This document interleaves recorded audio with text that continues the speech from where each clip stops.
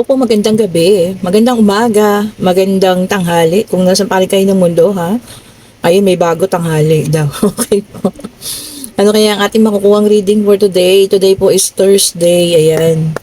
Salamat po sa mga nagpa-reading kanina, ha? May nagpa-reading ng maaga, tanghali, at ngayong gabi, ayan. Salamat po sa inyo mga ma'am at sir. Meron din po mga sir, ayan. Salamat po sa inyo, ha? Sa inyong mga tiwala, ayan po. At lahat naman sila ay satisfied sa kanilang mga reading. At bukas po ha, yung ating mga nakaschedule. Ayan. Uy, meron tayong The Lovers. Okay. Magkasintahan, partner, mag-asawa. At bukas po ay yung mga na-schedule. Ayan. Kung nakalimutan ko man po ay kayo ang tawag dito, mag-chat kayo na maaga sa akin ha. Okay po, kasi Biyernes po bukas, last Friday, alam niyo na, may tungkulin tayo sa simbahan eh. Baka tayo makapunta ng simbahan po ha. Tapos makalimutan ko na naman ang oras. Okay po. And then meron tayo ditong nakatrap. Seven of Swords. At itong isang nag-flip. Si Angel Temperance. Okay. Si Angel Temperance, binabalanse niya rin yung tubig oh. Kung makita niyo naman. At ang isang paa niya ay nakalubog sa tubig.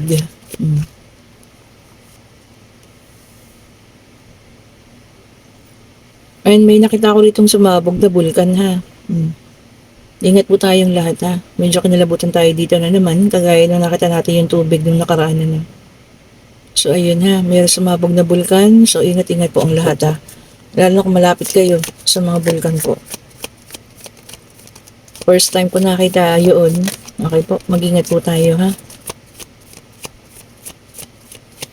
And meron tayong The Empress. Okay po. Ilan pa nga natin? Ayan, huwag natin pigilan. Meron tayong Seven of Swords. Meron tayo ditong Four of Pentacles. And syempre ating The Star.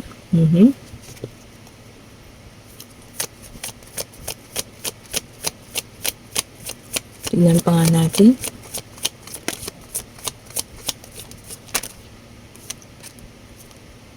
King of Swords. Okay po ha. So ito ay tungkol sa magkarelasyon, magpartner, mag-asawa, soulmate, ayan. Dahil meron tayong Two of Cups. So, yung isa sa inyo na biktima ng cheating, ayan, nagkaroon ng pakiramdam na parang napapalimutan ng mga sword at hindi makagalaw, ayan po Pero ang isa dito sa inyo ay ginabayan naman ng ating anghel ha. Para mapaayos, ayan. Maaaring ito ay The Empress, ayan po At yung isa ay ang King of Swords, ayan. No gender specification tayo ha, pwedeng siya yung babae, pwedeng ikaw yung lalaki, pwedeng ikaw yung lalaki, pwedeng siya yung babae. And ate ay ating King of Swords na sobrang ha, tigas ang ulo niyan, hindi kaya pasunurin. Okay po. At yung isa, yung iniwan, may mga hiningi, ayan. Ayan, makaalis, makalampas sa mga pagsubok, ayan. At eto na, binigay na ng ating Panginoon.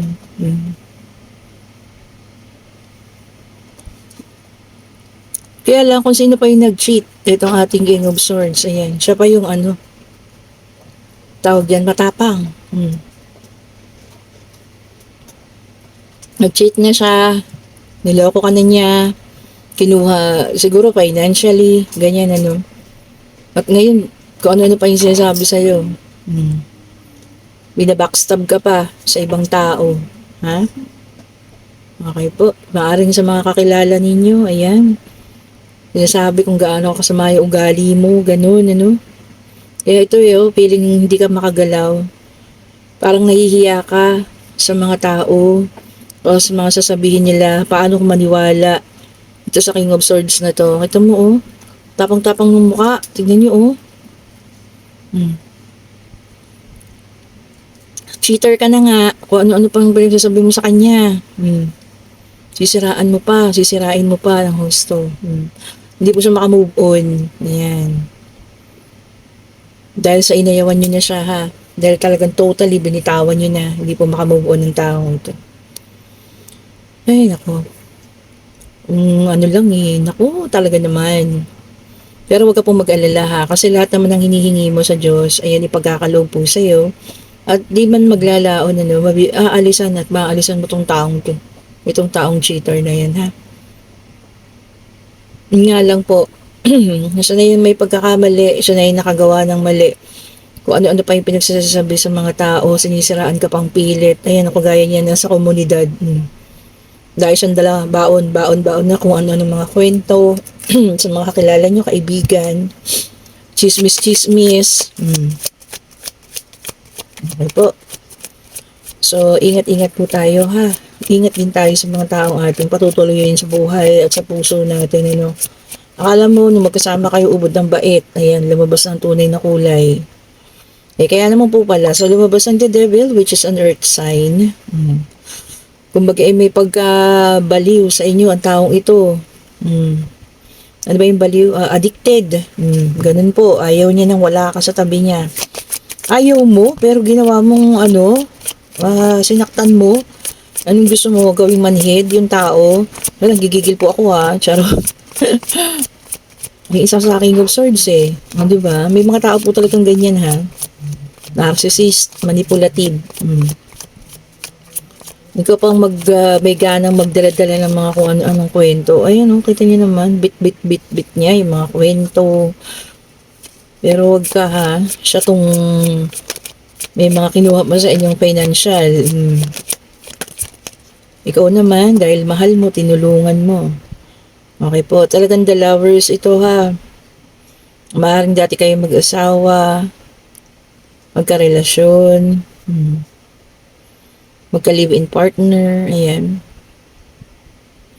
Sabi nga dito, no, nag-iba yung values ninyo, yung alignment ng values mo, nag-iba. Maaaring ikaw na rin yung kusang bumitaw kasi nga nakikilala mo na yung tunay na ugali at hindi mo nagugustuhan. Okay po. Yun lang hindi maganda sa kanya, no? Daig niya pa babae. Maputak. Diba? Puro kwento. O yun ako yung palang una natin ay earth sign. Ito naman ay ang air sign. So earth and air. Yung mga kaibigan niya, pinagkukwento ka pa. Naku, talaga naman. Alam niyo yung mga ganong bagay po ha, kung sino man yung isa. Pag personal na po, kahit anong galit niyo sa tao, no? Mapakaibigan man yan or ex niyo. Huwag na pong ikukwento pa ha. Pangit po eh. And then meron tayong the judgment, which is a fire sign. Ayan. Ikaw naman, nagkakaroon ng lack of self-confidence. Yun na nga. Tapos, sabi dito, ignoring the call or the messages. Marami nang nagtatanong sa'yo, maraming tatambatawag, gustong alamin kung totoo, kinaklarify, pero ayaw mo nang magsalita. Kasi nga, ang sa'yo, gusto mo na lang manahimik dahil ayaw mo nang patulan, which is tama po yung ginagawa mo ha. Hayaan mo na po siya. Mas daig niya pa yung kung siya man ay yung babae o siya yung lalaki, Dahil daig niya pa yung babaeng alam niyo yun, naghahabol na ewan ba? Okay po, and then meron tayong the Emperor in reverse. The Hermit in reverse, sorry po. Which is an earth sign. Nakakadulot sa ito na sobrang kalungkutan. And ako magkasama kayo sa trabaho, nakakapag-isip ka na mag-resign dahil nga sa mga ganun pinakakalat niya mga balita. Naku, talaga nakakagigil yung ganun ha. Lalo kung magkasama kayo sa trabaho, tapos ano pong chismis. Kinakalat pa. Maaring kung ito man ay totoo, pero hindi niya dapat pa pong ikwento-kwento yun. Dahil mga pangyayaring yun ay para sa inyong dalawa lang po ha. Hindi kailangan po ng iba. Okay? Ngayon, kung makakayanan mo humarap na ibang trabaho, malis ka. Kung nandiyan sa trabaho mo yung taong yan. Okay? Kung nandiyan sa ninyo, community, lipat ka. Kung may kakayanan, mag-abroad ka para maiwanan mo po yung tawag natin dyan, animals. Yung animals na yan. And then, meron tayo dito, the cups, ten of cups, para naman po sa iba ha. Oh, divine love. Oh, yung iba nakahanap ng divine love. Oh, divine love papunta na sa ano, pagpapakasal, divine na eh. O, di ba? And a happy family. O, sana lahat ha. Meron po para sa lahat. And then, meron tayong Queen of Cups, which is a water sign. O, water din yun. Water, earth, fire, and air. So, lumabas na lahat ha. Ano ba mga water sign? Cancer, Scorpion, Pisces. Ang earth sign naman ay, nawala yung earth sign ko dito. Taurus.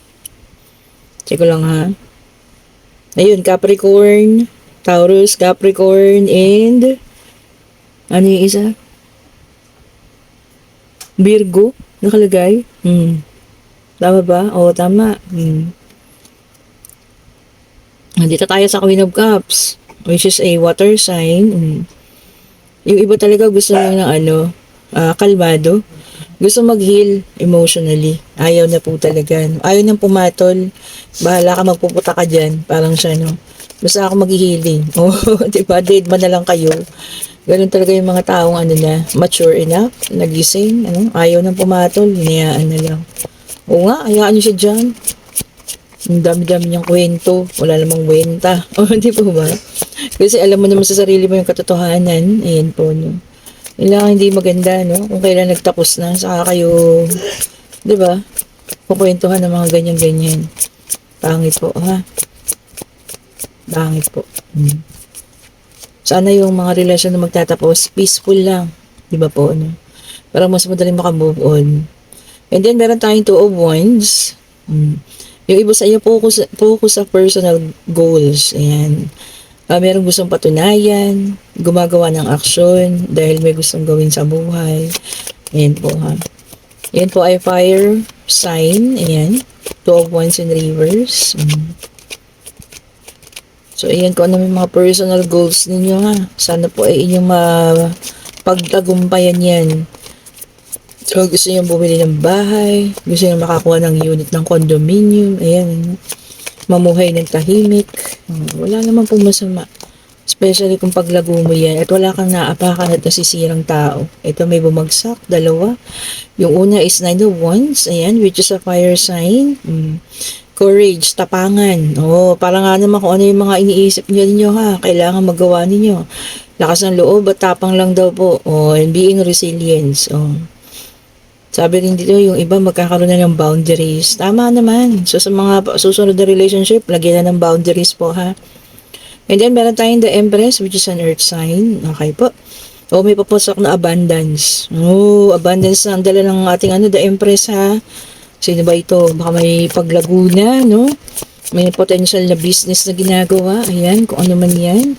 Tuloy-tuloy nyo lang. Baka yan na talaga ang simbolo ng inyong pagyaman. Okay po. Yan pa nga natin. Oops. And meron tayong the Hangman in water sign. Ayan. Yung iba nag-post lang and letting go na. Ayaw na talaga. Nagpaubaya na. Nag-let go na. Ay, maganda rito. Ten of Pentacles. Ayan. Financial security. Meron tayong nakikita ritong love, sabi niya, may attainment, ano man yan, kung ano yung marireceive ninyo, and of course, shower of blessings, claim na yan ha, so maraming paparating sa atin ngayon. Yan, kung napapansin ninyo ha, wala akong suot ng mga bracelet, ayan po, nag-therapy po ako kanina, ng aking kamay, ayan, kaya medyo maganda-ganda na yung ating pakiramdam. Ayan po. Grabe pala yung therapy, no? Parang kailangan tumunog lahat, no? Buto-buto po. Para umayos. Ayan. Ganun pala yung therapy. Pero maganda po ha. Para ka rin minamasahe. Maganda po siya. Masarap po sa pakiramdam pagkatapos. Ayan. Kasi medyo parang ang findings nila sa aking kamay ay may osteoporosis na. Kaya kailangan po i-therapy. Ayan, and then meron tayong Four of Pentacles. Ay siya na naman, talagang siya, may dala siyang chismis. Sabi rito, kontrolin daw po. Tama nga naman, kontrolin mo ang iyong bibig. Tama po, 'di ba? Sa mga pagkalat ng kung ano-ano man, pagsisira sa dati niyang ka-partner, ka-live-in, asawa, no, sa paninira niya. Hmm. Alam niya kasi nagkamali siya eh. So ngayon ang ginagawa niya, nire-reverse niya. Gusto niya yung mga tao naman ang magalit dun sa ano niya, karelasyon niya. Okay po, anyway, mapagtatagumpayan niyo to. Siyempre, the truth will set you free. Lalabas po ang katotohanan ha. Okay, kung ano man yung isinangkot niya sa'yo, na nasangkot ka ngayon sa isang pangyayari at gulo na hindi po talaga maganda. Okay po, lalabas ang katotohanan po rito at ikaw po ay makakalaya at ikaw ay mapapatunayan mong ikaw ay tama po. Kaya mas mabuti yung ginagawa mo ngayon na pananahimik lang po. Mas nakakabuti po yan. At ngayon, magtanong na, ayan. Answerable ba yes or no? Pag-ibig, love life, pag-ibig, love life, isa na naman. Tawag dito po, pagod na yata tayo. Ano tawag yan? Tungkol sa financial, ayan. Pag-travel, pag-alis, ayan po ha. Pag-travel, pag-alis din. Okay po, kung ano man ang inyong katanungan, hingin natin ang kasagutan. Spirit guide, ibigay mo po sa amin kasagutan sa kanilang mga katanungan. Ayan po. Spirit guide, ibigay mo po sa amin ang kasagutan sa kanilang mga katanungan. Okay po. Yan. Eh yun nga po pala ha. Ito ha. Sa mga umu-order kasi nagugulat sila. Yung iba napapadalhan ko ng regalo. Lalong-lalo yung mga second time na umu-order. Ayan po. Ganun po talaga. Nagbibigay na ako ng mga regalo po sa inyo ha. Ayan. Huwag na po kayo magulat. Lalo po yung mga nagdo-double-double order dyan. Yung naka-order na dati, tapos umorder ulit ngayon. Ayan, pinapadalan ko na po ng mga Christmas gift. Ayan po, iniumpisahan ko na. Huwag na po kayo magulat, ha? Okay po. Yung sa mga bago namang umu-order, ayan. Sa mga susunod po, ayan, kayo naman, ha?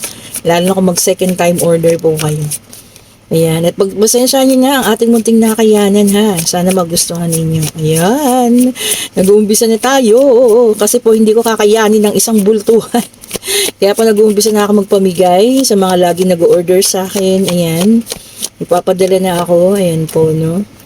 Yung mga lagi talaga mga suki-suki, mga ihuhuli ko siguro kayo ha. Alam ko maintindihin naman kayo. So, ayan po. Bawal lang gusto lumabas. Tignan nyo naman. Ayan ha, ayaw talaga. Siguro napakahirap ng mga itinanong ninyo. Ano ba yan? Ayaw tayong bigyan. Hindi, bibigyan tayo niyan. Divine Universe, ibigay mo po sa amin ang kasagutan. Ano pong kasagutan sa kanilang katanungan? Eto na. Humiwalay po siya ng kusa at ang kasagutan po ay maaari. Ayan. And kailangan natin po ng pagbabalanse. Maaring sobra-sobra na yung nararamdamang emosyon, sobra-sobra yung mga nakapatong na responsibilidad, ibalanse lang po ha. At magiging maayos naman po ang lahat. Okay po. Sabi rin dito, merong ups and downs, no? Nadadating sa buhay natin, pag-angat, meron din pagbaba. Ngayon, kung kaya mo i-balance, balansehin lang daw po ha. Makakayanan po natin yan. Okay po, salamat po muli sa lahat ng mga nagpa-reading kanina and yun na sa situational reading natin. Ano, kung ikaw yung nagiging biktima niya ngayon, pwede natin sabihin pambubuli na eh. Kasi nagkaroon ka ng relationship, tapos ngayon chinichismis ka kung ano mga balita pinagsasabi. Kung meron mang katotohanan yung iba, no, pero hindi niya dapat gawin yun. Or kung wala naman, mas lalong hindi niya dapat gawin yun. Pero pinili mong manahimik, which is napakaganda po para sa akin yun ha. Hindi ka na pumatol, hinayaan mo na lang, ano.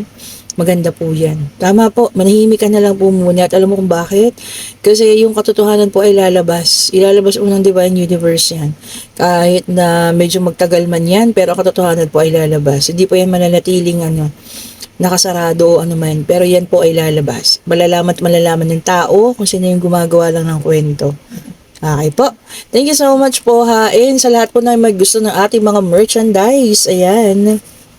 Andito po ang ating mga evil eye. Ayan. Set ng ring and necklace. Ito po yung napakasimpleng design. At ito naman po yung classic natin.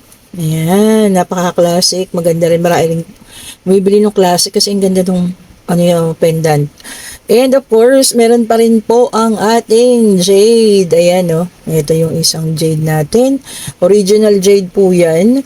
Ito naman ang ating rainbow jade. Ayan, mas malalaki yung bilog niya. No? This is 10 centimeters. Ito naman 8.